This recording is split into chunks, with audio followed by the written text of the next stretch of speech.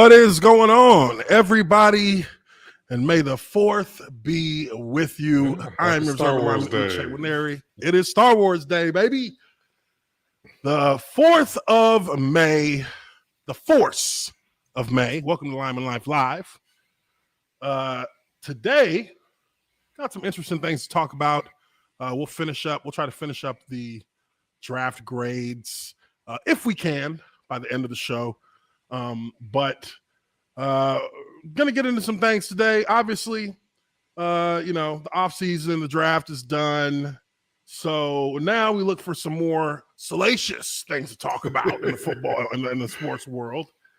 And of course, who else but the man himself, Urban Meyer, has started up a beef with Shad, the owner of the Jaguars. We're going to go through this article. Let me pull it up real quick. But before we do that, the golden goose of fuckery. Like, oh man, he just keeps a on content giving machine. He keeps giving content. I love it. Good for us. But before we get started, may the 4th be with you all. Ooh. Jaguars pulled one out. They put a little something on the table for the 4th of May. That actually looks really fucking good. Yeah, it looks really good. Duval won. A Jaguar story. I just got that. Nice. Well done for you guys. Well done, Jacksonville. Now, again, let's get into talking about this Urban Meyer story. Now, Urban Meyer, I mean, look, what can anybody even say at this point that hasn't already, been said about the Urban Meyer era in Jacksonville? It was quite literally the biggest folly in maybe sports history. I know for sure in the history of the NFL. So I can't think of one in football for sure. I can't think of any other sport that has had one decision be so destructive to a sports franchise. I've never seen it. So definitely, it was a very bad, dark time for Jacksonville. And here we have an article from SportsIllustrated.com where Shad Khan sounds off on Urban Meyer and asks, how can you work with someone like that? Shad Khan didn't mince words about Urban Meyer when talking about his fired head coach in an interview with USA Today. Whew. And now I have not read this article, and I heard about this yesterday. I saw a short clip from Dan Patrick's show, I believe. Okay. Where he was talking about it. And I turned it off because I wanted to go through this with you guys so that we could all kind of have a discussion about it, because it's going to be juicy. And I didn't want to spoil anything for myself. So let's go through this article. We'll stop at certain points and give some commentary, and, feel free to leave your comments in the chat. If you want to throw a super chat in there for your comment, hey, even more power to that. So let's get into it. It says here, for Jacksonville Jaguars owner Shad Khan, there are few things more valued and important than truth, trust, and transparency. That's a nice it's a nice starter there, even though we know that he himself hasn't really been that. Yeah, looks good on paper. Looks good on paper. It is the result of a failure in each of these areas that Khan fired former head coach Urban Meyer after 13 games, which came on the tail of Khan giving two separate coaches 4-year tenures. Now, Shad Khan has, I will say to his credit, every coach that he's had has gotten 4 years. Well, except Mike Mularkey. he got more time than Urban Meyer. And, and no controversy outside of the fact that he sucked as a head coach. He had no controversy that would lead him to get terminated early. Yeah, professional. But yes, he was professional. He just wasn't good, which is totally fine. That happens. As Khan explained in a scathing interview with USA Today Sports, it was far more than the Jaguars' 2-11 record and lacking competitiveness that led to Meyer's firing. Instead, it was Meyer coming up consistently short when it came to the truth, trust, and transparency. when you lose the respect, and this is a quote from Shad Khan, when you lose the respect, the trust, and an issue of truthfulness, how can you work with someone like that? Khan said via USA Today, it's not possible. It was not about wins and losses, Khan said. Now, he says that specifically because Urban Meyer was on a podcast of some, I don't know the name of it, but he was on a podcast and they asked him, you know, hey man, what was the deal in Jacksonville? What's the deal? What really happened? And Urban Meyer told them he said we were fired because it was a matter of wins and losses. Which, come on, you know that was a gotcha question, and he got by it because nobody's Right. gonna believe that. Like, that's not what we asked you that question for. We asked you that question so that you could tell us all the shit you fucked up on that eventually led to your downfall. And you circled right around it and said, "Oh, just bad record." To show a little contrition. We don't ask for much in America. This is the land of second, third, fourth opportunities, Fifth chances. Especially People love an underdog especially if you're a middle-aged white dude. You know what I mean? He fell off the edge. And look, there are whispers of Urban Meyer's transgressions all through his career in college, and each collegiate team that he was with, he left that team worse off than when he got there. Right. And again, each time he leaves in controversy and disgrace, he goes and sits in front of a TV for a year, does some fake analytical work, preaches these values that he himself doesn't even believe in. This 99 guy for the Rams, I like him. Who's this guy they're talking about, 99? Who's this guy? Hey, holy shit. Have you seen this guy number 12 for Tampa Bay? Oh my God. Why can't I have a quarterback like that? The guy just has very little in terms of true football knowledge. He doesn't understand the game the way 99% of professional head coaches do. And, with not having knowledge and not having like any kind of real foundation to build a culture on, things like that happen where you don't know who the guys are on the team you're playing against. Like, you didn't even look at the scouting report. So, why would anybody be surprised that things ended the way they did? Now, at the end of the day, with Khan saying it was about wins and losses, or it was not about wins and losses, we all know where it really, for players, for anybody who's been a part of real team sports or team sports where you travel, like things like that, we all know what really was the breaking point of that team when he didn't go back to Jacksonville after they played Cincinnati. Mm-hmm. That was the breaking point. Everything after that was just the downhill fucking avalanche as it progressed. But that's what knocked all the snow off of the top of the mountain. That is unheard of, unless someone's had a death in the family or something crazy. Going on. That's in their usually the life. only thing, right? That's the only thing that causes it. Not to just hang out and fuck off and. Yeah, only if you're like having a kid and you got to leave because your kid's about to be born, which means you would go somewhere else, but you wouldn't stay in the city y'all were playing in. Right. Or you got a death in the family, something, an emergency of a medical nature where you gotta, you can't go back with the team. But I mean, that's never even been the head coach. Well, I mean, I won't say never, but it's rarely ever been a head coach. I'm sure there's been a situation for a head coach somewhere in the league where, they had a family emergency that they didn't fly back with the team. These are acceptable things. But, I'm going to hang out with the grandkids, finger some chick's butt at this bar through the jeans. See you guys on Monday. Like, what? So we'll continue on here. It says, I think when someone is not truthful, how can you be around someone, okay? We had Doug Marrone here for 4 years. We had Gus Bradley here for 4 years. I have nothing but the utmost respect and friendship with them. That's why they got the time, because it wasn't a matter about respect or truth. It was a matter about wins and losses over 4 years. This is much bigger than that. Khan has delivered similar sentiments about Meyer in the past when hosting local media members during a celebration of his 10 years as owner just days before Meyer's firing, Khan didn't give a vote of confidence. Instead, made it clear he planned to cut ties with Meyer, who he hired last January, sooner rather than later. Now, again, this is, and just a quick point, Shad Khan made the decision to hire Urban Meyer without doing any true due diligence at all. So, I mean, can we really be surprised that it turned out to be a complete train wreck?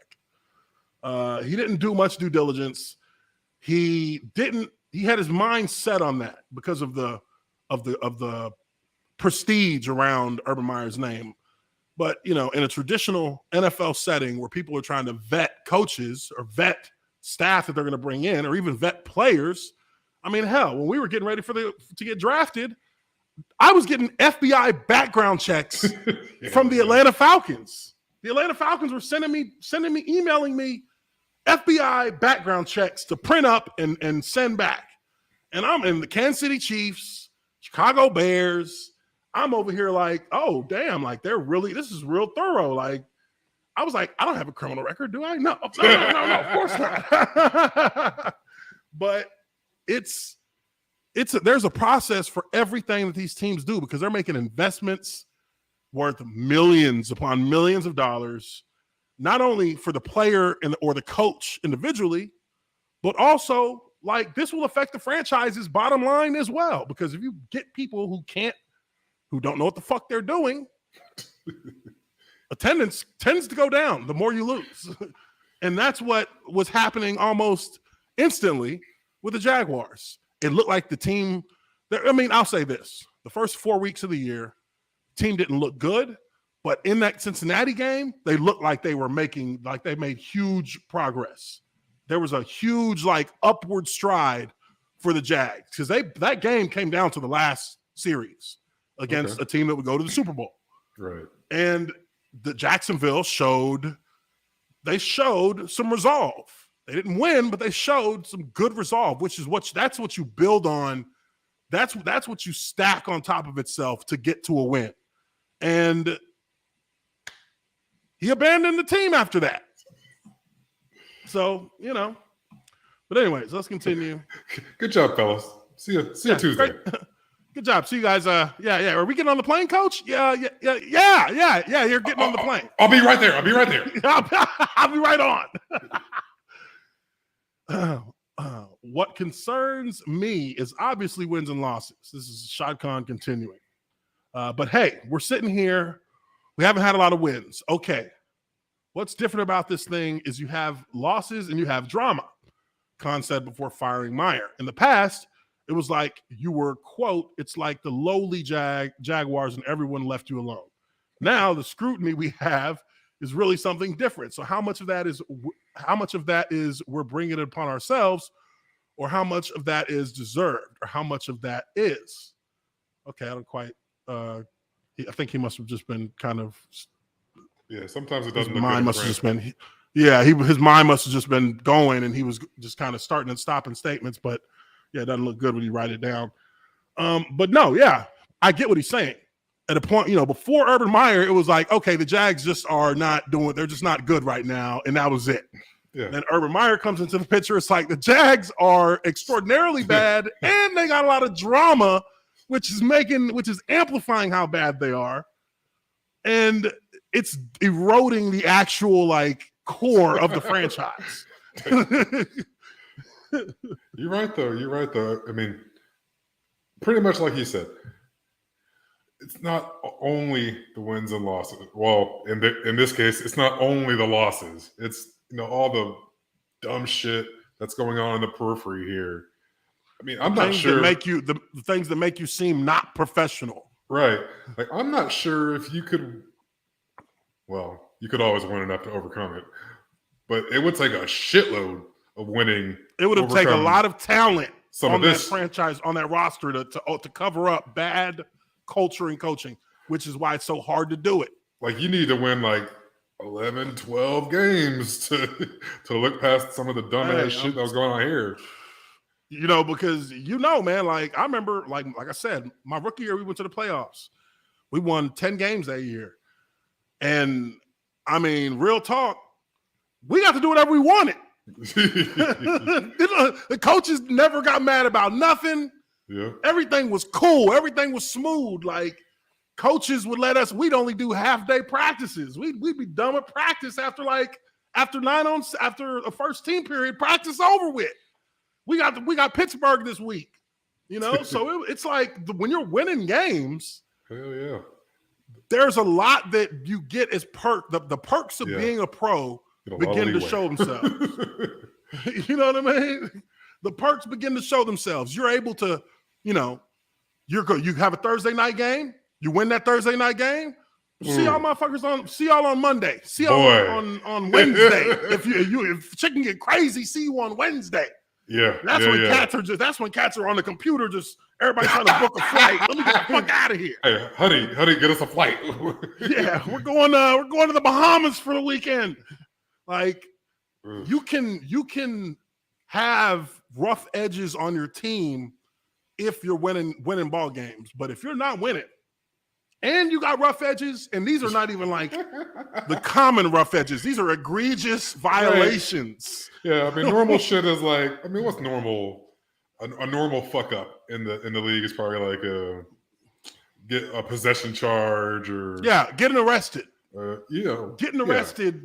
You're gonna, you know, that's something that generally, if you're a team that's losing and somebody on your team gets arrested, a starter or something like that, that's going to be something people are going to talk about, at least in the local area, and it's going to provide that much of a distraction.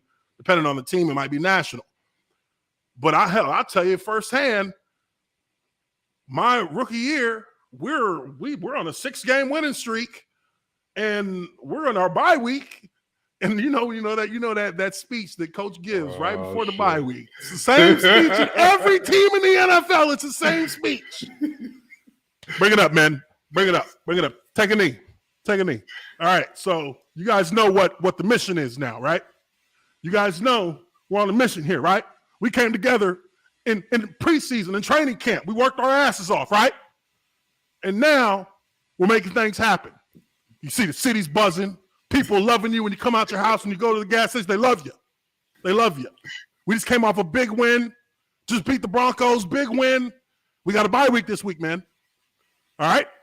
Now we're letting you guys out of here a day early, right? Letting you out of here a day early. And we're coming back a day later. You guys are going to have a whole week, almost a whole week to yourselves. Men, right? Let's make right decisions here. Let's make right decisions. You don't want to be that guy. Don't be the guy. Don't be the guy who shows up on the news, right? Don't be the guy. Let's make good decisions. Let's hold each other accountable, right? Take care of your brothers, right? You know, maybe you don't go to Vegas. Maybe you just go hang out and go watch a movie, right? Motherfuckers are on there. Motherfuckers on the knee like, shit, bro, I gotta catch this flight, man. What's up? I'm about to say, if you don't shut the hell up, I'm gonna miss my flight to Vegas. For real. Coach is like, all right? Now we trusting you, right? We trusting you. We trusting you to take care of this and to keep your eye on the prize, right? Because at the end of the year, we want it to be us fighting for a chance to play in the postseason, to play in January, right? All right, bring it in, man. Bring it in. Now, listen, again, we trusting you. We trusting you. We're all on a mission here. Love each and every one of you. Jags on 3. 1, 2, 3, Jags. Boy, I tell you what, 2 days later. Jaguars left tackle Khalif Barnes arrested after crashing his own vehicle into the tree of his neighbor. Then, bro, this shit is so crazy. I'm driving into the facility, and I'm like, why is Khalif in that old ass Mercedes? He's like sitting in this navy, this forest green 1989 Mercedes. It looks like he's typing away on his phone. And I'm like, that's weird. So I go inside, going to go get some treatment. And and I hear the trainers all whispering and everybody's kind of like acting a little weird. I'm like, what the fuck? What happened? What happened? They said, shit, the police are looking for Khalif. I said, what? He said, yeah. Yeah, apparently he was over at Fred. This is my rookie year. So Fred Taylor was our running. It was Fred Taylor and Maurice Jones-Drew. Okay. And they were all, every every couple of weeks, guys would go to Fred Taylor's crib, just hang out, drink, play cards. Apparently, Khalif, who had already been arrested for a DUI like a year before this, he's over at Freddie T's, playing cards, getting drunk. He's there till probably like, I don't know, maybe 4 a.m., 5 a.m. Mm-hmm. Sure. Hops in the car, crashes into his neighbor's tree. Now, when this happened, Khalif, this was when cars first started having the SOS thing in it, the Mercedes, right? Oh, yeah. It called him and it said, "You've been involved in an accident. Are you okay?" He says, "Yeah." He throws his keys and takes off, then calls the police and says his car got stolen, but the police had already been contacted by the car SOS system. Yeah. And they already said that they talked to him. Oh, that's funny. So on the news, we're sitting in the team meeting room. I'm sorry, not team meeting room, in the locker room, and somebody turns one of the TVs on, and right up there on the screen, they're playing the 911 call on the news. Oh. And you just hear Khalif say, "Yeah, somebody stole my car." And they're like, "Is this?" They're like, "Is this Khalif Barnes?" He's like, "Yeah." He's like, "Are you sure somebody stole your car?" He's like, "Yeah." Oh man, that is funny. Well, since no one was hurt. Look. You know what though? Khalif didn't have to sit no games because he didn't go to jail. Technically, he didn't go to jail. He just had to go get his car. He had to get his car. He had to get his car towed because he crashed it into a damn tree. I guess that would have been before personal conduct policy, and it was before the personal conduct policy. And another reason why he got caught so easily was because the neighbor was awake and saw him get out the car and take off. This shit is too funny. These are the things you never hear about. These are the stories that we all talk about when we're together as players, because we all have these stories. Oh, but fans, you don't hear about this stuff. This is the real exclusive stories. Yeah, you gotta break off the neighbor a little something. Hey, oh man! The neighbor snitched on him. The neighbor snitched on him. That's what I'm saying. Yeah. Before that could happen, like, hey, dog. See, he didn't even know. He was drunk. He just he was thinking, shit, I already got one DUI. Right. But that's tough. That's tough. But when you're winning, the whole point to bring this story full circle is that when you're winning, that is a funny story.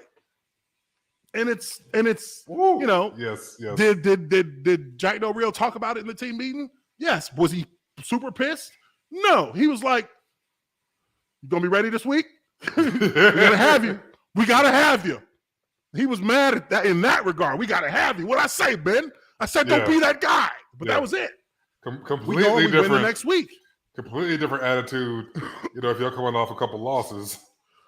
Yeah, if you're fucking, 0-8 and that happens, you might get suspended by the team and they'll fine you if the NFL doesn't do anything. Because the NFL didn't find out. But this is that's the difference in how organizations view certain things, because winning fixes a lot of shit. Yeah. Well, let's get through the rest of this. Let's see. Khan has not spoken directly about Meyer since firing the disgraced coach. Meyer brought a number of controversies to the Jaguars organization, including but not limited to the Chris Doyle fiasco, which was the Iowa strength and conditioning coach who he hired, who was accused and actually, I believe, let go from Missouri was it Missouri? Yeah, Missouri, because he used some racial slurs against some of the athletes on the team, and they reported it. Urban Meyer defended the guy, but the very next day after he hired him, he had to fire him because it's like, bro, Get him the fuck out of here. Yeah, it's just a strength coach, man. It's not like it's just a strength coach. Get him out of here. Coordinator, For real. You don't have to be that low. Then dancing with a young woman at a Columbus bar just nights after a heartbreaking loss to the Bengals and even allegedly kicking ex-kicker Josh Lambo. But Khan's comments and actions since Meyer's firing have said it all. Khan has said time and time again how impressed he was by his new leadership duo of Doug Peterson and general manager Trent Baalke, frequently pointing to their character as upgrades over what he previously had in the building. Khan also Trent Baalke there the whole time? Yes, he was. So he's an upgrade over himself? He is not even an upgrade. And apparently... That's above my pay grade. Yeah. Well, here's one thing about Trent Baalke. I mean, look, I think the Jags had I think they had a solid draft. Solid draft for what you would expect for a team in the position they're in. But I still believe Trent Baalke is a terrible GM. They're supposed to bring in a assistant or I guess what, an assistant or a co-GM from the Vikings organization. Then they shut it down. I guess they canceled it. It's like, well, now that people aren't talking about your fucking GM anymore, now you want to say, oh, no, we're not going to do that. But I listened to Trent Baalke talk after the picks they made in the draft, and I was just like, bro, you don't really, like, he doesn't sound like a guy who can articulate what it really is that causes him to draft a certain player. He's able to point to the different attributes of that player or the different abilities in a player outside of generic football shit. I hate when I hear generic football shit because it means you don't know nothing. Do I look like a guy with a plan? I just do things. This guy was good. Let's take him. Whatever. So it's wild to me. Like, that's where I get irritated almost instantly when I hear generic football euphemisms. I'm like, you don't know what you're talking about. Because everybody knows that. That's easy. Oh, he's a guy who plays hard. He's a guy who has a nose for the ball. Okay, well, explain how he has a nose for the ball. Tell me what he does on plays that gives him an advantage that you don't see, the typical linebacker or defensive end do. Is it leverage? Is it hand placement? Is it, stringing together pass rush moves in certain ways? Are they noticing things? Is it a guy who can read zones well? Is it a guy who's able to make jumps on breaks well? And what do they do? Mm-hmm. He just went on in a very generic way, and I was just kind of like irritated by that. But anyways, I digress. It says here, Khan also had strong praise for his new head coach following the team's draft last week, which seemed to be much higher praise than he ever gave Meyer following his hiring. That was one of the things, really one of the first things with Doug Peterson and Trent Baalke that let's be honest with ourselves. Our record has not been good drafting, especially in the early rounds, and how do we get better? Khan said after the draft last week. I would argue that the Jags actually in the past 10 years have made some pretty fucking good early round picks. They just got rid of the players. They just got rid of them. I mean, Jalen Ramsey, the Jaguars drafted him. Leonard Fournette, the Jaguars drafted him. Like, they made some hits. They just completely mismanaged it. Let guys go. So this has been a very intensive process that really the coaches with the scouts viewing film together, a very grueling process where there's integrity in the evaluation. There isn't, I have a bias and just skipping the data to convince myself or other people, which led to really how the draft board shook out. Then I obviously sat down with Trent and Doug and had some of the coaches and went over that really to kind of validate that this is something. Obviously, time will tell, but definitely you can't be doing the same thing over again, expecting different results. We are doing something very different, and it started from day one. I can tell you, I feel fabulous, and I think we've had a really great last couple of days, I think, as an organization. Okay, I mean, they've been there a few months, but all right. Yeah, right. So that was pretty much Shad Khan sounding off on the whole situation with Urban Meyer. I mean, look, at the end of the day, they had to do something different. They did. They had to do something different. Wasn't going to continue to be. I mean, you just can't. You couldn't get any worse. You couldn't go any lower. I mean, how much lower could you? What's next if it's Urban Meyer just dismantling the franchise? How much worse can it get? You have to be able to go up. I mean, teams have gone over. Yeah. So I mean, yeah. In wins and losses, it can get worse. But total impact on the franchise, I don't think it can be any worse than what you guys just suffered.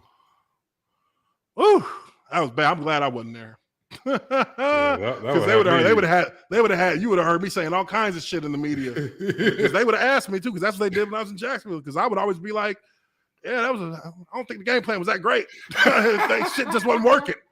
I've said it before. I was like, things just wasn't working. Not good. Yeah, shit. We need to work to our strengths, because you gotta pivot when shit ain't working. You gotta stop. You gotta turn it all. You gotta turn to something else. Try something else, motherfucker. Oh, and here, this is something that Balky said right here. When he said this, I was like, you gotta be fucking kidding me. You're looking for green dot players? Like, the last person who gave off that kind of impression to me as a general manager in Jacksonville? Ooh-wee. His name shall not be mentioned. Gene Smith. Ooh. The name that shall not be mentioned. That dude, Gene Smith, was the worst GM I've ever seen in the history of football. I mean, maybe I'm a little biased here because that's what I had to deal with, but I ain't never seen a team get I've never seen a team be broken down brick by brick before, like literally in the course of 4 years. I just watched it happen. Like, wow, we went from like really like just a playoff roster. We just had a playoff roster. Yeah. To just like, now we got a guy from the fucking the School of Mines. It was from the School of Mines. I was like, what the fuck? I'm like, how did this guy get here? It's like, we're looking for quality, good character man. I'm like, the School of Mines. Like underground. We're playing football, motherfucker. We're not going to work for UNICEF, You know what I mean? Like, this is football. Do they have football at a school like that? I mean, oh man, he was doing all this reaching for God. I mean, shit. He was my teammate, love him to death. But Will Rackley, Lehigh University. Lehigh. What? I can't even spell that. Yeah, I don't even know what that is. Another one of my teammates, loved him to death. He was actually solid, but he was just a fucking idiot who could never get anywhere on time, and he ended up getting cut after his rookie year as a starter because he was late the entire year to every meeting. Chad Nkang, Elaw University. Like, where's that? So y'all just making up shit at this point. Just making up schools and bringing in guys, huh? All right. To University of Phoenix. Oh shoot. We actually had a I don't even know what the fuck they call this guy, but it was in college at Purdue. We had this guy, I forget his name, but we used to make fun of this cat because he was like old light-skinned motherfucker. Like a super light-skinned motherfucker who was talking. He had a lisp, and he would talk to us like he was like this G. And we're like, bruh, we've been in your office. He was like the guy who watched our study hall. He's the one who watched. He'd be snitching on people too, telling on cats. He sounds like the type. You know what I mean? Dry snitching that to every coach. And this cat, we went in his office because we were like, man, this cat be acting like he be talking about he played ball in the league and this and that. And we went into his office one day when he left his door open, and it was like, I don't know if they were doing a meeting or something, but we were a couple of us were like, man, let's see where the fuck you been. We started looking at his little degrees things. All University of Phoenix online. Stop. No university, no 4-year university, nothing. Stop. And no football. And from that point, we started roasting them. Every time we see him, we roast them. Roast them. But, that's just a little sidebar. let's get into this. There's another thing that I definitely want to talk about here. I think this is something that's worth having just a good little conversation about with you guys. JJ Redick, he had a discussion on First Take, I believe it was, First Take, with another commentator here. They're talking about Draymond Green. Now, Draymond Green, obviously, you don't know who he is, power forward for the Golden State Warriors.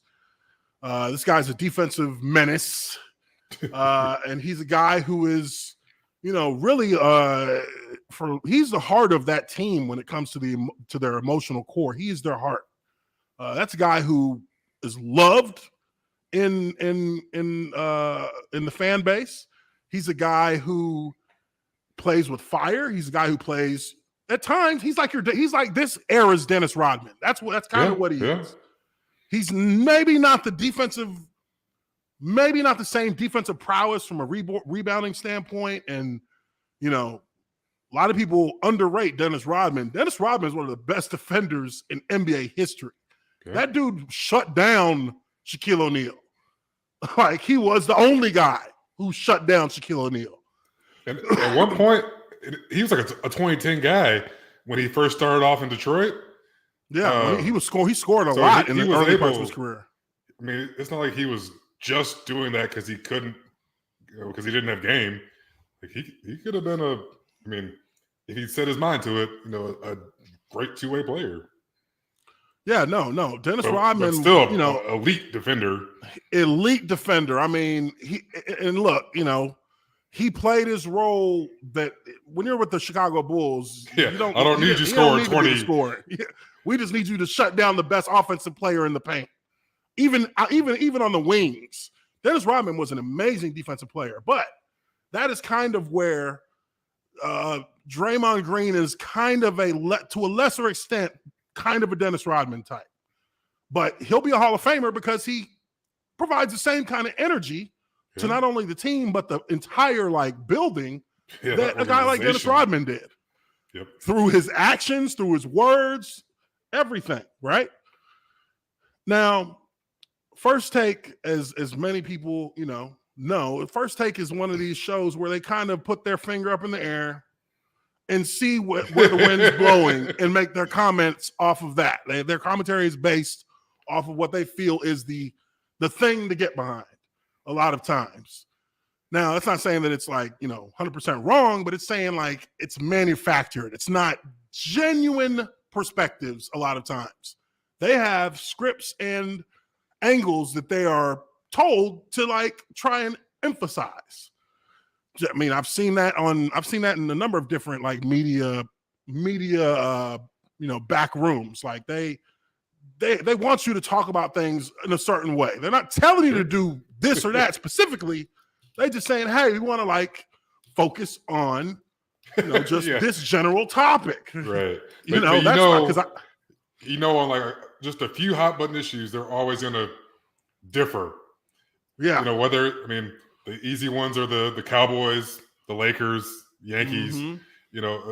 We're going to pick a few teams, and no matter, even if you think, despite what you think, we're going to have you guys argue about, whatever this team does, whatever, or we want the what LeBron, we want the wedge to be right here. You know what I mean? Some topics, you can say what you think because we're only going to talk about it once and never talk about it again. Mm-hmm. So with this one here, what I, and I saw probably about the first 30 seconds of this, and then I said, you know what, let's check this out. Let's listen to it, and then we'll go from there, and we'll. This has 5.2 million views. We'll listen to it. I'll pause at some point to kind of give a little breakdown, and me and Justin will talk about it. But let's hear what they got to say. That has the same sort of connotations that the shut up and dribble crowd has towards athletes, and I have a real problem with that. And specifically with Draymond, the idea that America is tired of him. You do realize the guy has a very, very popular podcast that he hosts where he talks himself for a majority of the episode, and people listen to that.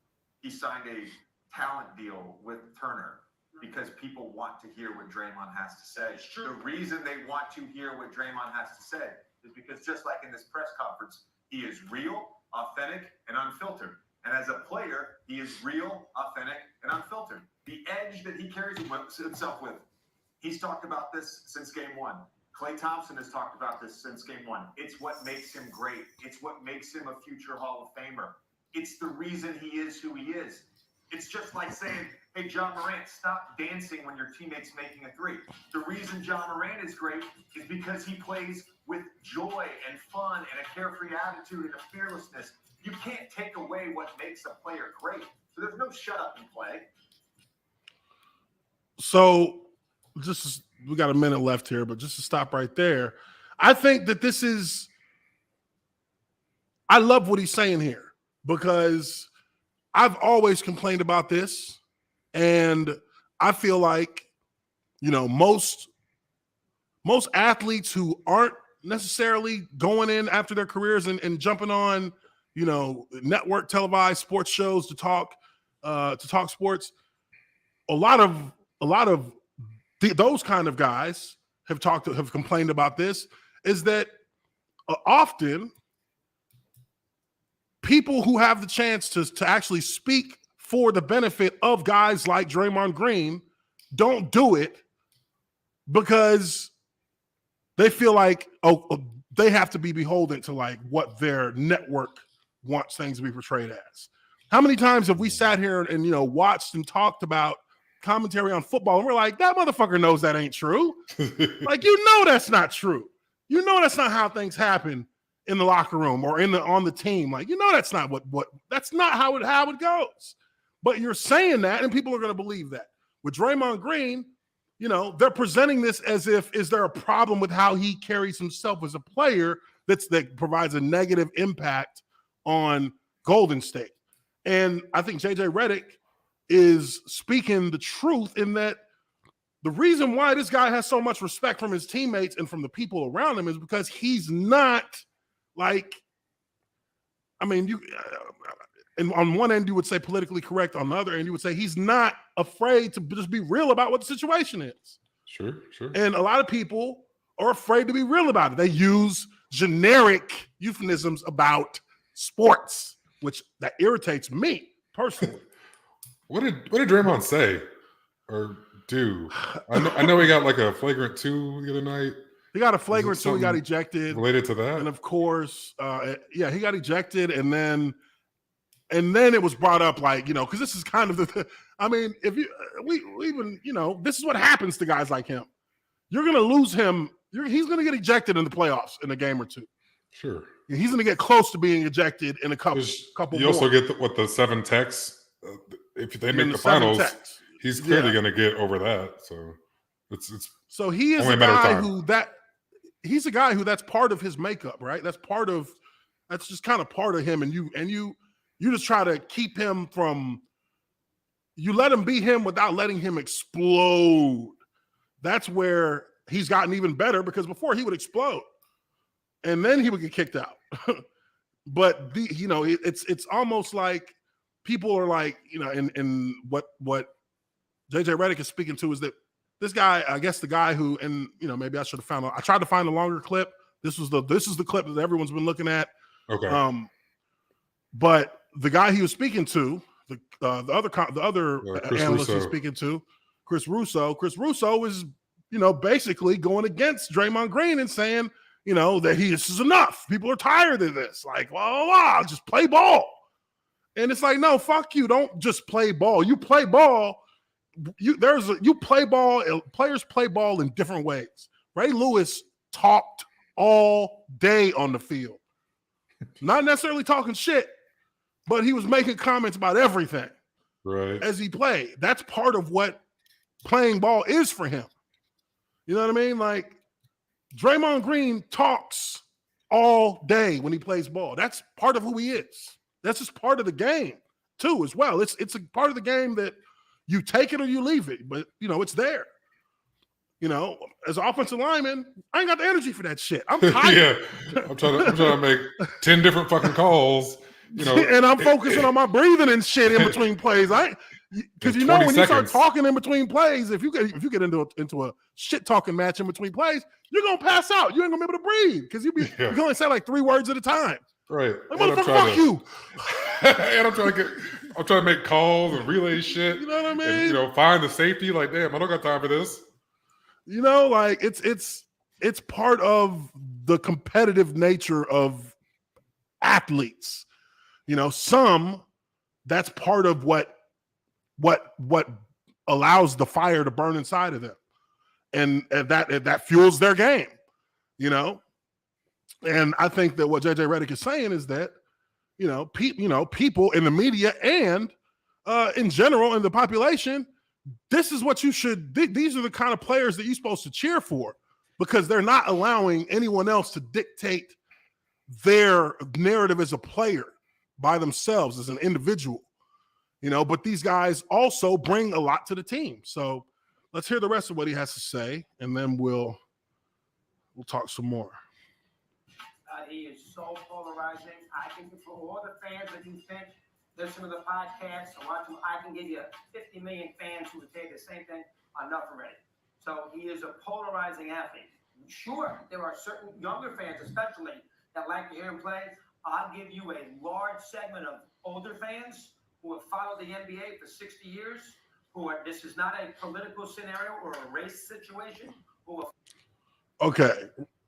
That's what, to me, that's where it's like, okay, now I know that you don't know what the fuck you're talking about. You're talking about, there's just as many older fans. Yes. Older fans who come from a time and lived in a time in their prime when basketball was a different kind of game. And that is not what basketball is anymore. It was not the juggernaut it is now either. Exactly. So and players didn't have the individuality. Household. Players didn't have the individuality then that they have now. But they're not able to. Those same folks watch Kareem. He set out the Olympics. He was very, for his day, very outspoken about the state of things in this country. And I don't think Draymond's talking about shit like that at all. I think he's just talking about ball.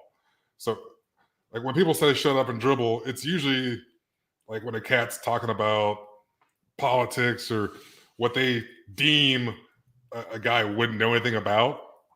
Like, if he's talking about fucking basketball, which a lot of times why would you have anything to say? Yeah, exactly. Like, he watches the news just like all these old motherfuckers.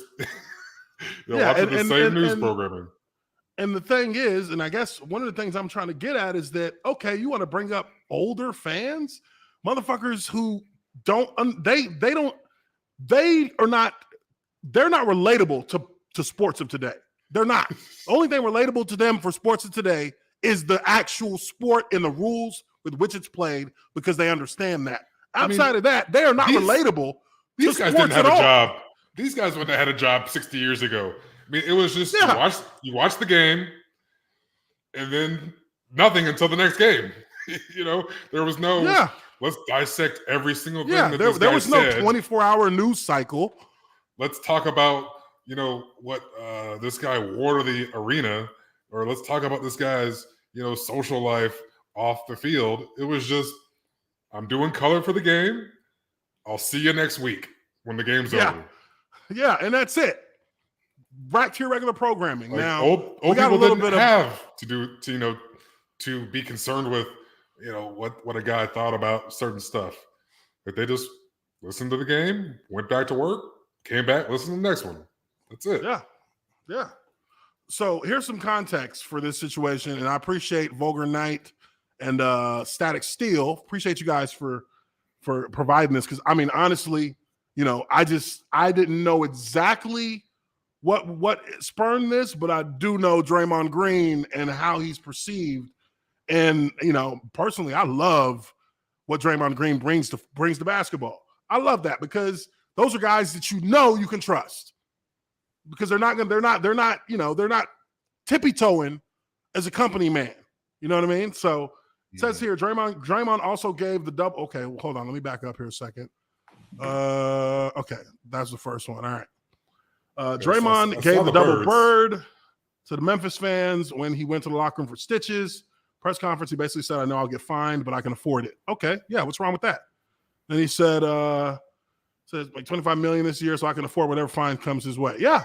So what's the problem? So what's the problem? He catches an elbow to the face and has to go get stitches. And it's like, okay, tough guy, be tough, play through it. He bodies somebody and gets kicked out the game, and now he's a problem. It's a little uncouth to talk about making that kind of money, I suppose, to most people. Yeah, there's a little bit of arrogance in that. There's a little arrogance in that, sure.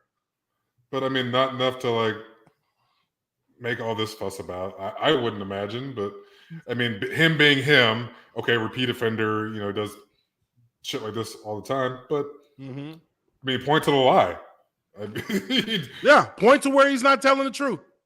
Because look, like we said, he's being a little arrogant and talking about how much money he makes, but he's talking about it because y'all decided to, he knows how the media is going to approach him about it.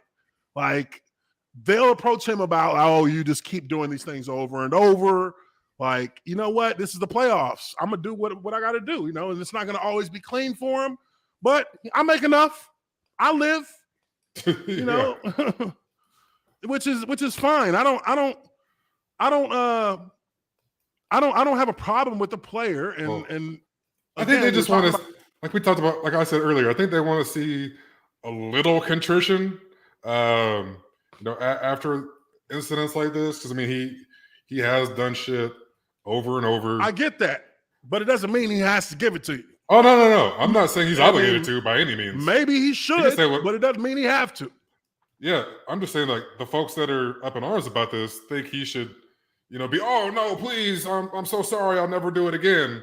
Like, if that's that would destroy everything that we assumed about his about the tenacity he has as a player. Like, that would be out of character. Yeah, that's where he gets his mojo from, apparently. It's going to take another player to check him to get him out of this kind of behavior. And that's like saying, okay, somebody go check Dennis Rodman. That's not going to happen. Right. So, this guy just seems to have carte blanche in the NBA to do whatever the fuck he wants. Yeah, and he gets fined probably more than any player in the league. Yeah, he's probably lost millions. Honest. He's probably lost close to millions of dollars in fines. But hey, that's his money and his problem. Right. That's how I look at it. Exactly. Yeah, far be it from me the to rest of it. Tell a man how to spend his money. What I like about JJ Redick here is JJ Redick, I feel like he's talking like how we talk, where we're just talking about what we know to be the truth about the world we come from in regards to football. Like, we know what we dealt with, and we know what players, and we understand what players deal with, because even with all of the advances with social media and all these new marketing tricks that they use to get interaction with fan bases, what happens in the locker room is the same shit. Mm-hmm. It's always happened. What happens in the practice fields is the same shit that's always happened. Yep. That's not really changing.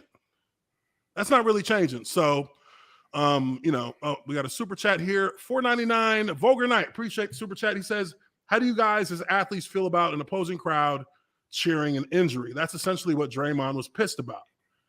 I think any crowd that cheers a player's injury has no honor as a fan base. You don't have honor. I think that's out of bounds.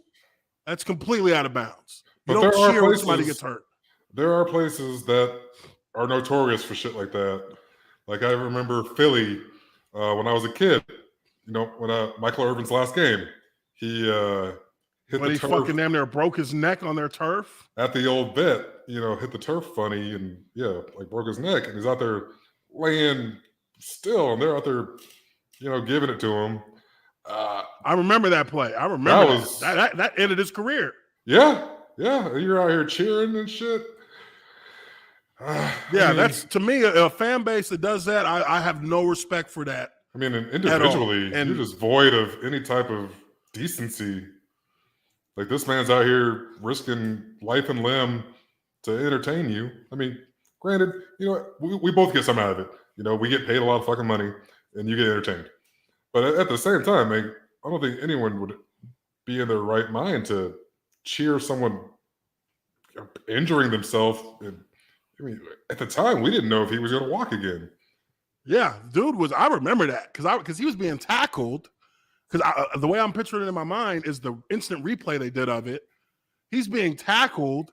He's falling kind of forward and sideways, but the side of his head hits that hard carpet ass. Yeah. Like it hit the carpet, but it didn't slide when it hit. It turned. His head turned. Mm-hmm. So it actually, that's what caused like the problem was that it didn't give once his helmet hit, which it should have done. It should have given, and he should have slid on his face a little bit, but it turned his neck around, and that was the injury. And then the people started cheering, and it was like, and I don't, I can't think of any time in my career where that's happened. That was fucking low. In any time I've ever seen on, during watching a game or watching any sport where people cheered off an injury, like it kind of instantly makes me really pissed. Makes your stomach turn. Yeah, it makes your stomach turn a little bit. Yeah, I understand. Heckling. Talking about, oh, you suck. Okay, whatever. I get it. No big fucking deal. But you don't talk about, or you don't, cheer for someone that's injured. You don't talk about people's families. Other than that, I can let a lot of shit. There's a lot that we'll put up with, but when you do that, now you're crossing the line. In basketball, it's a lot different because y'all are right here. They be right there. Hey, look now, and this is something fun to talk about right here. Look, Russell Westbrook is garbage. We know that. Yeah, he washed.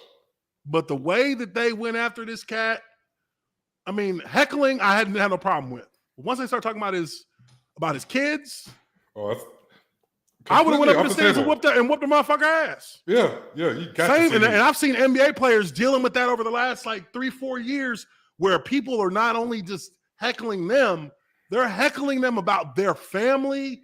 They're using borderline slurs to talk about them, and then when I've seen multiple videos where LeBron James just brought referees over and had motherfuckers out because they were talking about they hope his son dies in a car accident. What? You LeBron went and got a ref. That was me. You would have just seen me walk. You would have seen me walk into that first row and beat the shit out of somebody, and then I would have left. Yeah, because what they gonna do? I'm LeBron James. What they gonna do? Suspend me the whole year? Nope. Then I throw that $25 million at him. Hey, whatever it with one hand, just smack him across the face with it. You just hit me in my face with some damn money. Shit, the only thing more disrespectful than slapping another man is to slap him with money. Because then that means you tell him you don't think he's shit and you don't think he's worth shit. Oh. Could you imagine if someone was 5 feet away from you talking about your fucking children like that? Yeah, dude. I couldn't personally, I couldn't ignore that because LeBron for handling that shit the way he did. Yeah, he handled it well, and I've seen, I've seen YouTube, I've seen other channels talk shit about LeBron, which I don't like LeBron, but I do understand what it is as an athlete to be put in a position where now people who feel entitled think that they can cross lines and talk about things about you that have nothing to do with this game. Exactly. You know what I mean? To me, that real life could teach you a lesson in that point. When you get your ass beat, you would never talk to LeBron if you see him walking down the street like that. You'd want a picture, an autograph. Even if you're not even a fan of his team, you'd want to get a picture and autograph. You would never talk to LeBron like that in public, where you knew if it was, outside of a bar and he could, he's got, look, at least, when I was in college, there wasn't nobody recording shit when you be out there. So I'd have whooped your ass real quick right there and left. And it would have been none the wiser. Because you were not going to step up to somebody who is, one, way stronger than you, faster than you, and on top of all of that, they can absorb more pain than you can. Like things that you could, your punch probably won't hurt LeBron. He probably won't even feel it. You know how hard they foul LeBron sometimes? Like, you're not going to hurt him. Like, that's how it used to be with us in college. And we would be like, why do these frat boys always want to get in fights at the frat house? You understand that I deal with pain for a living. Like, you can't hurt me with anything short of like a weapon. Right. But your fists, your hands are not going to hurt me. In their defense, they got nothing to lose. So it's nothing for them to grab. Exactly. That's where decision making becomes imperative, because now I have to weigh what is it worth to get to demolish somebody I know I can demolish in a heartbeat. What is it worth to me to do that? Because it won't end just right there. Yeah. Once I demolish him, now I have to look over my shoulder. Keep the playing field somewhat even is to, grab a fucking baseball bat or a poker from a fireplace or something crazy, and now they might have a chance. Yeah. I mean, look, man, we in ATL. I ain't getting no fight out nowhere, because you know what's going to happen? Hell no. They got the strap. They're going to try and come strike. They're going to try and come shoot your ass up. And I am not about that. Man, I'm not trying to deal with that. Yeah. Yes, sir. Yes, sir. My bad. I didn't mean to step in. Hey, it's all you on. It's all you, big dog. You got it. Let me clean that up for you. I'm a bitch. You right? All right. Matter of fact, I'm out. Give him a round of drinks on me. On me. I mean, this is funny. When you become an adult, when you like actually mature mentally as an adult, you think about what is the repercussions after the already assumed outcome. That's what I think about. I think about, okay, if somebody was talking shit to me out anywhere in a public setting and they were pushing it and like, okay, look, how far does it go before I defend myself? Right. Generally, I'm just gonna leave and just, I don't take things that serious where I feel like, okay, I want to get in a fight. Right. Yeah. Because that means I'm gonna have to exert a lot of energy. And if look, I've only been in a few like throwdown fights in my life. I mean, my goal was always to end it in 5 swings. Yeah. If I connect 5 times, it's over. Yeah, no one's trying to be out here 3 rounds and shit. For real. I'm not trying to wrestle somebody and fall all over shit. And because I can body, because I could body somebody, just physically get onto them. I can body them quick, get them on the ground, and then just crush them, and it's over with. But if you, I got into it with a guy one time in Jacksonville. And it wasn't even like, it was some bullshit. I was going to my booth with a couple of people that I came out with, going to my VIP booth. This guy, he's like, Jersey Shore, fucking slick back goddamn hair. He got on this black button up with white flowers all over it, chest, taco meat all out. A little swole like Italian looking dude, right? Yeah. Swole ass Italian dude. And I'm like trying to get through with my people. And he pushes me in the back. I turn around. I'm like, bro, what the fuck?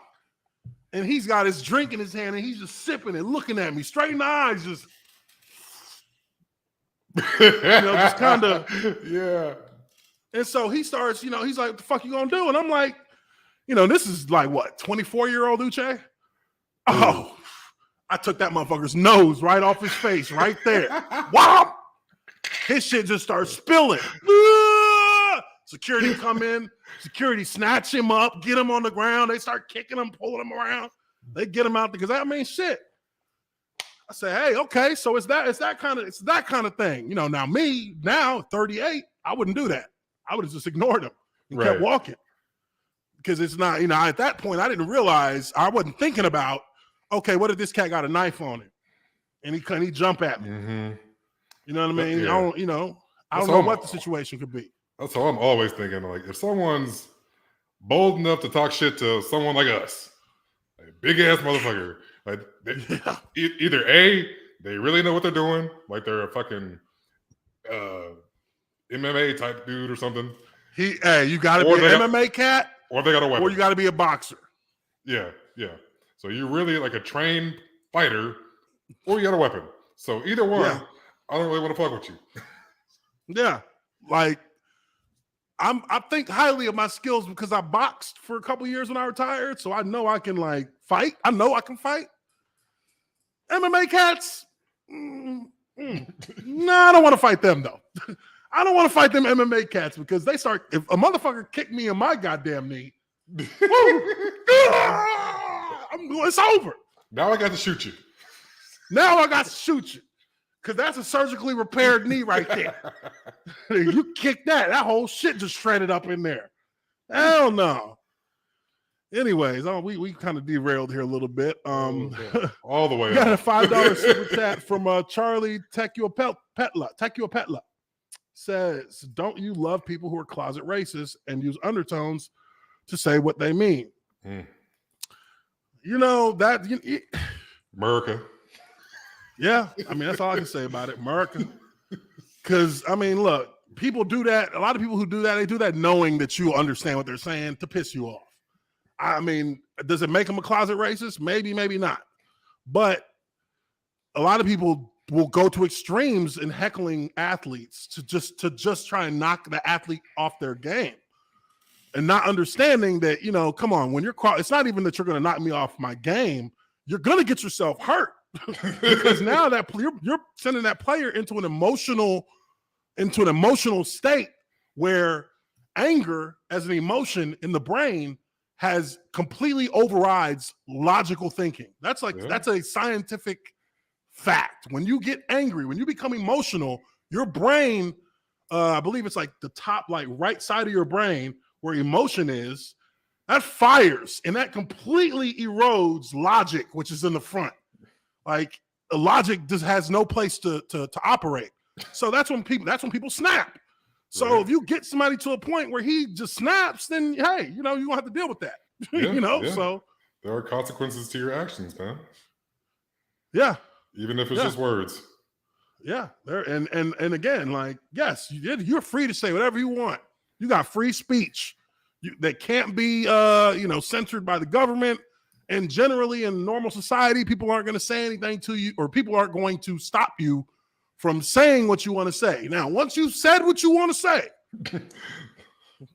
you got to deal with what comes next. Yeah. That is free speech. You got some free hands free too. To deal with. Yes, you are free to speak, and you are also free to be accountable for the speech that you use. So. And accountability is dealt out in many different ways in this world. Mm-hmm. Sometimes you get fined, sometimes you get fired, and sometimes you get your ass beat. Right. And that's the way it is. I mean, some cities, you might catch something from somebody in the crowd. You're talking too slick. You're talking too slick. You don't know who's sitting next to you. The motherfucker sitting next to you might be like, hey, and I mean, we seen how fights in the crowd go. Those shits get wild. You see cats getting, I mean, remember the Pittsburgh? Remember the fight in Pittsburgh? He got put all the way to sleep. Hey, I did a video on that. I still got people doing comments on that video to this day. And that was at the beginning of preseason. This dude, and I'm sure most everybody who's in here has seen it. This dude literally is sitting there minding his fucking business. He's there with his girl. His girl gets mad. I guess I'm not sure exactly. I can't remember. I guess there's a seating issue, right, or something with his brother and his people. And the girl, the dude's girl, starts just talking cash shit to this guy, and he's like, look, you know, and she pushed him. He's like, look, don't touch me. Looking her dead in her face, don't touch me. She slapped him. Oh, we lost Justin. She slapped him. When she slapped this cat, What do you think was going to happen next? He squared. He pushed her. There we go. He's back. So she slapped this dude. She pushed him, then slapped him.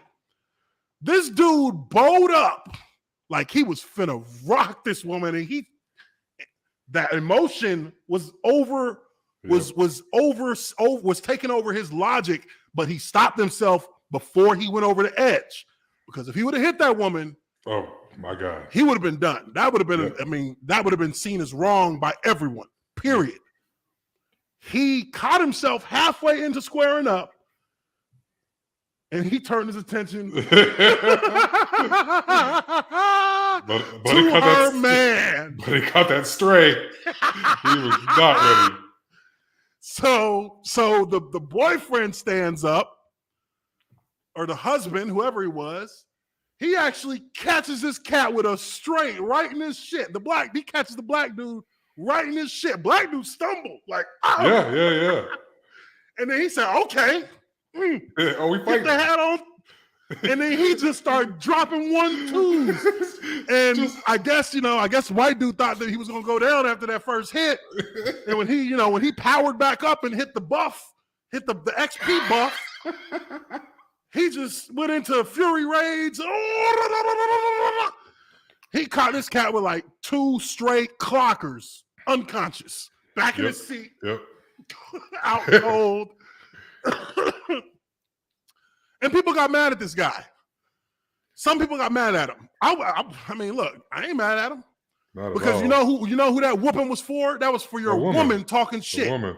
And that's why I'm single. And slapping him, assaulting him, and putting her hands on him. So you're gonna get this ass whooping. That's her freedom of speech in this free country to do what she wants. And he had to pay for it because this guy thought smart. He said, look, I ain't going to jail for her, but you are gonna get your ass whooped for what she just did. Which at the end of the day is a roundabout way of saying, yeah, sure, heckle people all you want, talk shit all you want. But once you cross a line that becomes a sort of an assault on that person, don't be surprised if something happens to you in return. Because cause and effect is always going to be a factor in how in how things play out. Unavoidable. You cause somebody to snap because you heckled them to the point of disrespecting them, like seriously disrespecting them, and then they responded, and the effect was you got your eyes swollen shut. Yeah, it's super easy. Just keep it on the court. Talk about the sport they're playing right now. Yeah, that's it. For sure. Now, this thing has like 30 seconds left. We'll knock it out, and I think that'd be a good one to call it on. Because I mean, we've been going for about hour 13. You guys know what the fuck y'all's draft grades are for your teams. You don't even need to tell you more about that now at this point. If you're not the Ravens, you probably didn't do so good. Hey, or the Ravens Jets. Just keep winning. Jets and Giants. They win every draft. But yeah, fucking Ravens. Baltimore killed that shit. I love the Ravens organization. As an organization, they are the gold standard, along with, I would say, the Steelers, and how you should treat your players past and present. Yeah. Nobody does it like them. Take notes, fucking Jacksonville Jaguars, because y'all are very bad at it. Everywhere except receiver. They can't seem to get that right. Yeah, well, but that's also not the primary, concern for them. Yeah, because they're a running team. They come down, they're a downhill squad. Yeah, they'll come out in 13 personnel. I don't give a fuck. Yeah, they'll come out with 3 tight ends like it ain't nothing. Like whatever.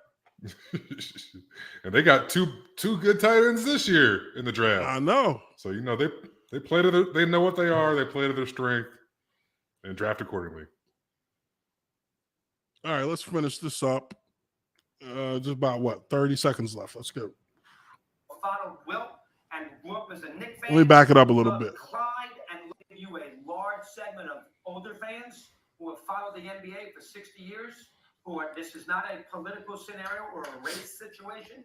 Who have followed Wilt and grew up as a Knicks fan, who loved Clyde and loved Reed and loved the Pearl. I agree with you on that. I'm not saying it's a race situation. I'm saying that the fans you're talking about they talk about athletes that way, like you just talked about an athlete. I think there's a lot. I think People, there's a people on Fox, the people on Fox News talk about athletes that way. Well, I mean, on Fox News, That's my issue. I don't actually care about the fans that watch Bob Cousy play or watch Wilt play. I don't care. I appreciate that they've been fans that long, but I don't appreciate the undertone. All right, JJ. Hey, and I mean, look, he invited to the cookout. That's real. That's real. That's real. JJ because look, can come to the cookout anytime he wants. You know, that's real because undertones in how people speak about athletes, and more specifically, how they speak about black athletes, have always been kind of condescending since the beginning. Like, it's always, whenever things get into more touchy subjects or subjects that have to do regarding character, you know, a lot of times these undertones of how they talk about black athletes is they're pushing it. It's I mean, I don't want to ever be absolute about things like that, but they're pushing being racist. Sure. Well, And I mean, they're not saying the words, but they're expressing the sentiment. I mean, they didn't used to be undertones. There didn't used to be undertones. That Negro over there, he's got a heck of a bounce in him, doesn't he? Yeah, Wouldn't let him near my daughter, though. Used to be overt. Like, you know, Laura Ingraham, when she talked about shut up and dribble, like, verbally speaking, that's like spitting in the motherfucker's face. Because when has it ever been shut up and dribble? When has it ever been shut up and play? Politics has always been intertwined in sports. It hasn't been something that has just recently become some kind of a phenomenon. This has always been a part of sports. The Olympics are a political event. Yep. Literally a political event. When cats do talk about politics or, you know, current events, what's going on with the world, it's generally because they were asked by someone else in the media. Yeah. So and her colleagues are the ones asking these questions. Cats don't just sit down, you know, oh, I just lost, you know, game 7. Let's talk about what's going on in Ukraine. Like, no. Yeah. We answer questions that, you know, people of her ilk ask us. That's it. Yeah, I mean, I remember if one was interested in these things, we wouldn't talk about them. I remember when Obama got elected. We didn't nobody came out and said anything on the team about Obama getting elected, but every reporter came up to the black players after, you know, our lunch, and they'd ask us, so what do you think about the election? It's like, okay, see, so when I say what I think and that gets put in the paper, people will decide they're going to make a decision about what they think about me because you asked me a question that maybe wasn't necessarily something you wanted to put on the record to begin with, just because it's not focusing on what we're doing right now as a team playing a game. Yep. But, you know, I think that, you know, whenever we get into those points as a society where sports and politics kind of collide, I think people are just so quick to assume that the athlete has no place in the discussion. Well, I mean, you know, perfect example with the whole kneeling situation. Okay, keep politics out of sports. All right, well then stop singing the national anthem before the games. Because the national anthem is a political thing. It is. The Pledge of Allegiance is a political thing. It's the Pledge of Allegiance was that was part of indoctrinating national pride into the society. Pledge of Allegiance didn't exist until about 70 years ago. Right. In God We Trust was never on any of our money before World War II. Boy, we have strayed from that.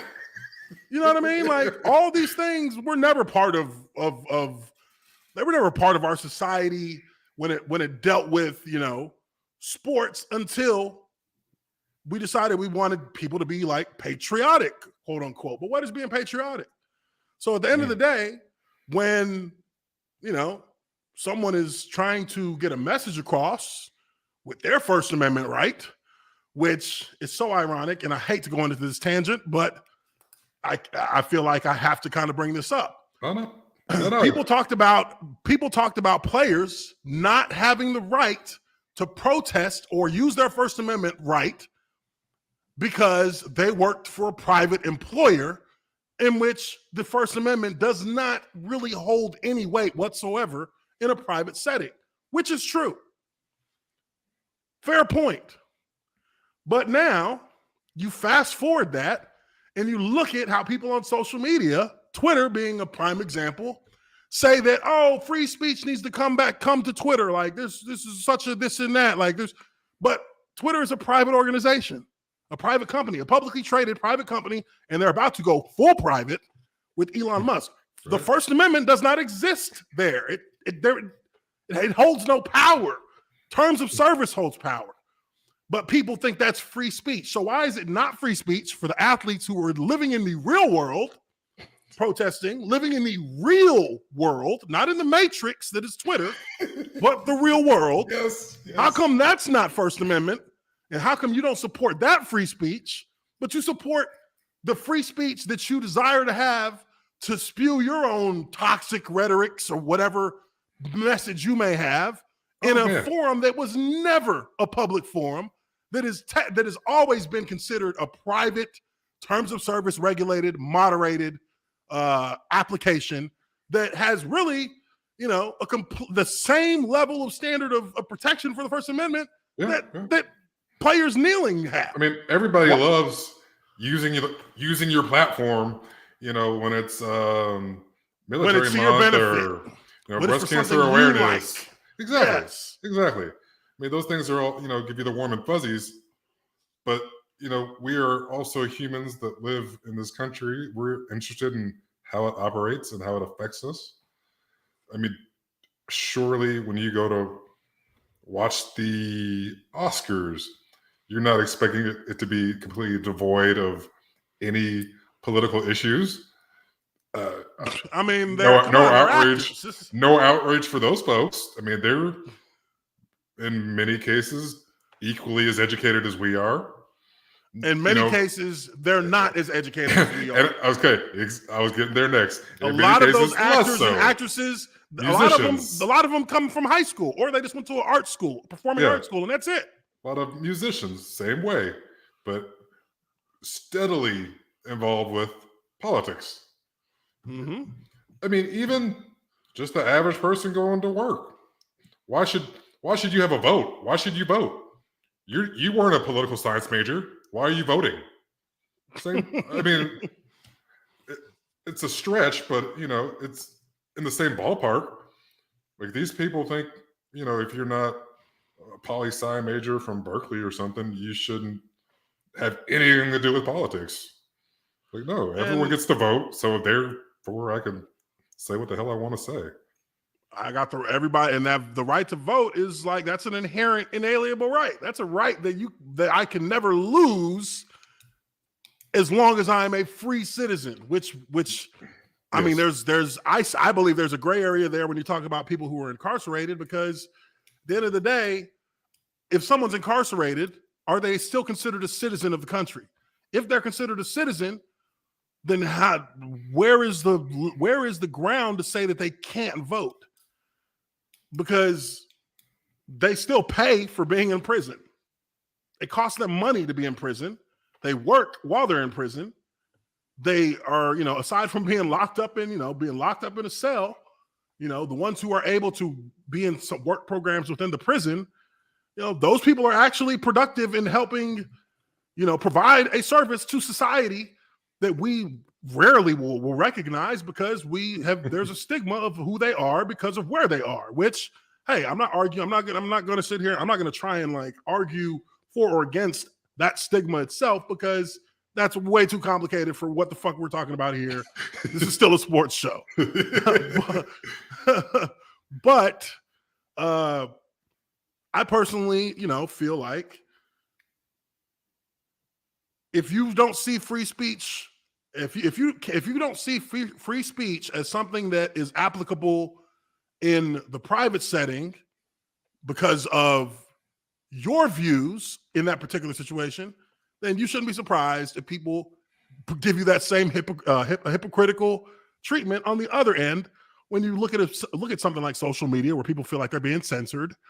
But the shit that you're saying, I won't say the shit that you're saying, but messages that are put out in that realm are far more counterproductive than taking a knee to protest something like police brutality. That's where, to me, the scales were so unbalanced and the double standard was so strong that it was almost laughable, because you see it now playing out on the other side when it comes to social media.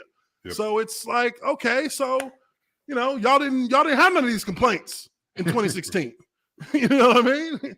So, anyways, no, I think that I respect what JJ Redick is saying here, because he's just being real, and he's not allowing people who don't know shit about the game to talk things like they know the game. Exactly. And that's what I really give him props for, because Russo don't know shit about the game.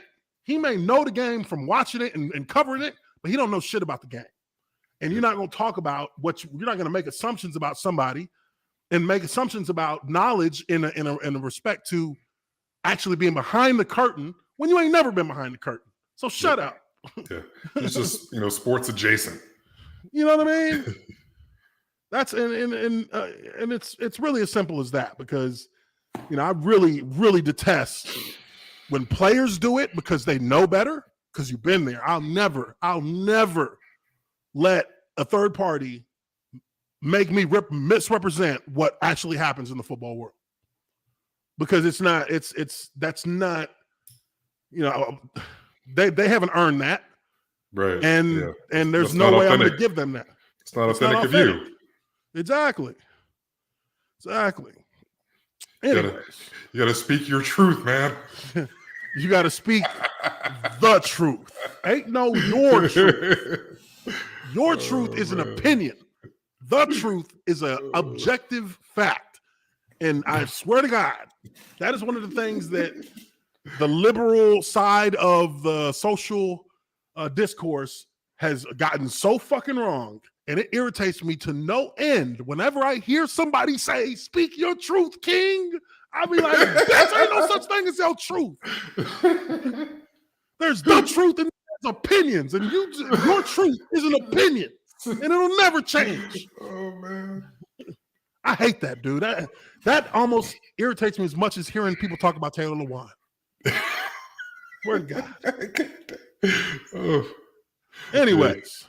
That is going to be it for us here on Lineman Life. We're going to go ahead and just kind of let the rest of the grades for the draft thing slide, because I really felt like I like to have conversations more than to just go down lists. So, it's good to have this conversation. I see you guys in the chat talking. I love that interaction there. You guys have some good points in here.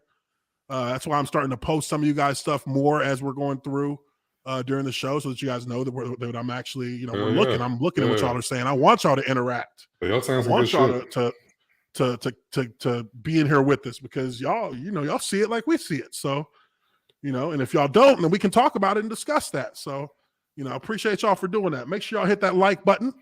Make sure you subscribe if you haven't already done so. We'll be back on it again on Monday. At some point here, we'll probably take like a solid month off. Not sure when, but we'll take a solid month off, kind of allow ourselves to kind of chill a little bit. I'll still do like some random videos here and there on my channel, just for the algorithm. But that's probably coming here in the next 4 weeks or so. So we'll let you know when that's going to happen. But once again, appreciate you guys for being in here. Yeah, gotta recharge those batteries so we can give you. Recharge those batteries, son. Oh man, hold on. Before we roll out of here, let me show y'all this. I love this. Oh my God, I watch this cat's videos every freaking week. I have to show y'all this because, like I'm sure most of y'all have been doing, I've been watching this Amber Heard Johnny Depp trial. This shit is buck wild. But, hashtag justice for Johnny, because this bitch is insane. She's abusive. Anyways, this is Brendan Clinton. Boy, this cat makes the best fucking sports videos, sports spoof videos. But this is just pay attention to what he's saying here. All right, hey, now this is our man beater, right? Cosplay Amber Heard. Dog. Hey, what's our first read on this? Hey, bro, I don't know what you think this is. Maybe because they traded up in the third round to get you, you think you're special. But it's my job to hand the ball off to Derrick Henry. I'll help you. Ask coach. I love his wigs. All right, now again, we get zoned. You got the same wig for every white dude. Space, right? And settle, right? And just sit down. God damn. Hey, Malik, go ahead and pass that mark over there, buddy. Oh, I got you, coach. Hey, coach. I mean, if anybody's going to make this pass, you should probably be starting quarterback, right? Hey, look, coach, I got you. It's got nothing to do with that. Hey, coach, right, I'm putting right on it. We get it. Davis, put the marker down, son. Hey, that's why we drafted him.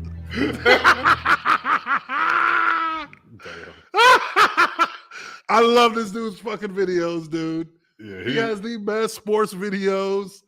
He uses the same wigs for the white guys every single time. But how much merch does how much merch does this guy have? Bruh, that's what I'd be like. I'd be like, yo, you gotta have merch for every like team. All right, hey, now hold up, because there's another video. One more I gotta show before we jump off of here. Oh, here we go. All right, hey guys, so the play I called, right, was a weak side fullback dive. Right, hey, you're a quarterback. Right, says, hey, I'm Mark Davis, right? I got some playoff wins under my belt. I'm like Boston Marcus Chicken. I'm seasoned, right? I'm gonna mix it up, do my own thing. Instead of a fullback dive, I'm gonna dive into a fullback face first. Right, hey, Davis, let me know right now, son. Was this intentional? Right? Did Bill Belichick pay you to screw me over? Right? To be able to play on? Like, tell me the truth, son. I mean, god damn, son. Look at you. Eye level with the rim, like John Morant. Right? Y'all don't know him. He's playing AAU in South Carolina right now. Right? Just wait. All right, now after you get headbutted, right? The defensive back sees it. Picks it up, returns it to the crib, right? And it was over from there. And Davis, you know what? That's also a summary of your father's relationship with you. Hey, that was perfect, son. That's how you do your job. You better not ever snitch.